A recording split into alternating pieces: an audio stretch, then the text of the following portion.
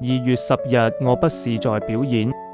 既然我們在某種自己造成的，既是無法抵抗，又是無法躲避的危機重壓之下，變成了酒徒，我們只能無所畏懼地面對兩種選擇：上蒼要麼意味住一切，要麼毫無意義；造物要麼存在，要麼不存在。